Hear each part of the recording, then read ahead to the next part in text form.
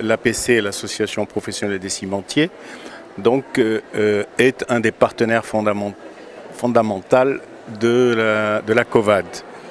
Et Si Chaibi, le président de la COVAD, donc, est le président de cette association et membre de notre bureau. Alors donc notre participation ou notre apport a été direct d'un côté, et dans l'organisation, dans les aspects, je dirais, formels, mais dans le fond, notre fédération a des choses à dire sur les matériaux qui sont utilisés. Nous sommes en train d'essayer d'utiliser des matériaux nouveaux, d'essayer d'utiliser des matériaux qui permettent aux bâtiments d'être un peu mieux isolés, un peu mieux chauffés, un peu mieux contrôlés pour diminuer l'émission en CO2 d'une part, et puis d'autre part pour essayer d'augmenter un petit peu la neutralité des bâtiments. Et à ce titre, au niveau de la COP22, nous avons une journée avec le ministère de l'Habitat et de la politique de la ville. Et cette journée va s'appeler Building Day, c'est-à-dire la journée de la construction. Et le Maroc a rejoint aussi une coalition à ce niveau-là sur l'habitat durable et abordable.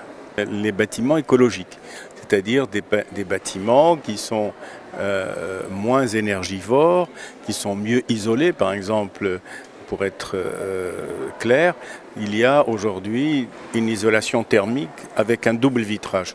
Si vous utilisez des fenêtres avec un double vitrage, automatiquement, vous allez diminuer les pertes énergétiques et vous allez au contraire engranger le soleil que vous allez avoir. Donc vous allez moins chauffer votre appartement et vous allez moins utiliser d'électricité, vous allez être un peu mieux chez vous, un peu plus confortable.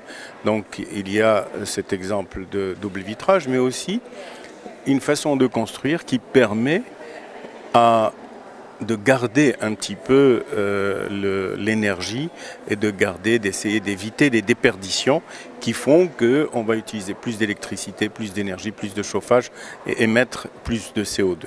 Nous allons essayer d'aller vers ce qu'on appelle les bâtiments neutres, c'est-à-dire des bâtiments qui ne consomment pas d'électricité, qui ne consomment pas d'énergie et qui n'émettent pas non plus de CO2.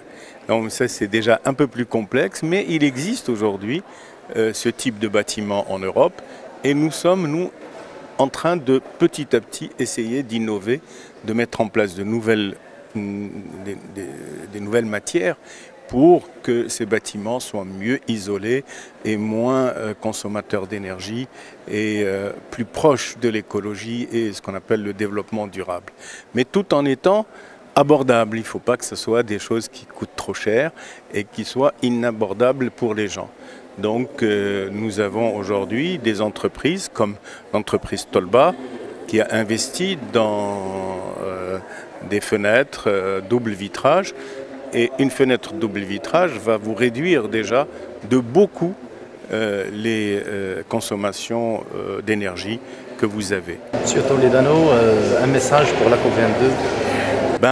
Que ce soit, Inch'Allah, une réussite, bien sûr, pour nous. C'est déjà, je pense, une réussite, puisque nous allons avoir plus de 15 000 participants, et c'est quelque chose d'extraordinaire pour le Maroc. Le Maroc a beaucoup de choses à montrer. Et comme on a dit tout à l'heure, Madame la ministre a dit que ce sera la COP de la réalisation. C'est-à-dire le Maroc va montrer ce qu'il a fait, ce qu'il a réalisé, et ce qu'il a réalisé est remarquable et digne d'être montré au monde entier.